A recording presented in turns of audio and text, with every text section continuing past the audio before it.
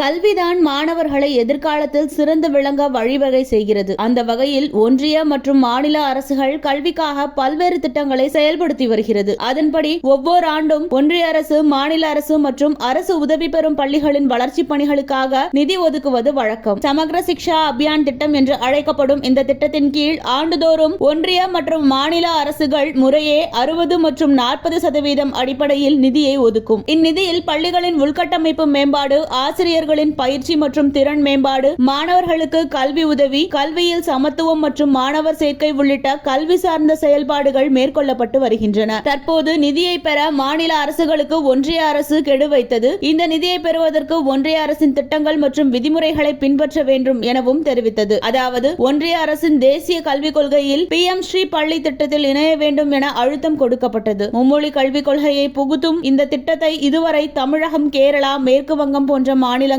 ஏற்றுக்கொள்ளவில்லை. இதனால் மாநிலங்களுக்கு கொடுக்க வேண்டிய நிதியை கொடுக்காமல் ஒன்றிய அரசு நிலுவையில் வைத்துள்ளது. இதன் காரணமாக பள்ளி ஆசிரியர்களுக்கு உரிய வகையில் சம்பளம் கொடுக்க முடியாத நிலையும் ஏற்பட்டுள்ளது. இதனையடுத்து மாநில அரசே ஊதியம் உள்ளிட்ட பணிகளுக்கு நிதி கொடுக்க வேண்டிய நிலையும் ஏற்பட்டது. இந்த சூழ்நிலையில் தமிழகத்திற்கு ஒதுக்க வேண்டிய ரூபாய் 2152 கோடியை குஜராத், உத்தரப்பிரதேசம் போன்ற பிற மாநிலங்களுக்கு அளித்துள்ளதாக தகவல்கள் வெளியாகியுள்ளன. இந்த ஆண்டுக்கான முதல் தவணை தொகை வழங்குவதற்கு முன்னதாக PM ஸ்ரீ பள்ளி திட்டத்தில் தமிழக அரசின் பள்ளி கல்வித்துறை இணைய ஒன்றிய அரசு வற்புறுத்தியுள்ளது. ஒன்றிய அரசின் தேசிய கல்விக் கொள்கைக்கு ஆரம்பத்திலிருந்து எதிர்ப்பு தெரிவித்து வரும் தமிழக அரசு தேசிய கல்விக் கொள்கையின் ஒரு அம்சமான PM ஸ்ரீ பள்ளி திட்டத்தையும் ஏற்க மறுத்துவிட்டது. அதற்கான ஒப்பந்தத்திலும் கையெழுத்து போடவில்லை. இதனால் ஒன்றிய அரசு தன் பங்கு நிதியான ஒருங்கிணைந்த பள்ளி கல்வி திட்ட நிதியை தராமல் நிறுத்தியுள்ளது. PM ஸ்ரீ பள்ளி திட்டத்தில் இணைய கையெழுத்து போட்டுவிட்டு நிதியை பெற்றுக் கொள்ளுங்கள் என்று திட்டவட்டமாக சொல்லிவிட்டது. முதல்வர் மு.க. ஸ்டாலினும் பிரதமர் மோடியை நேரில் சந்தித்து நிதியை வழங்கிட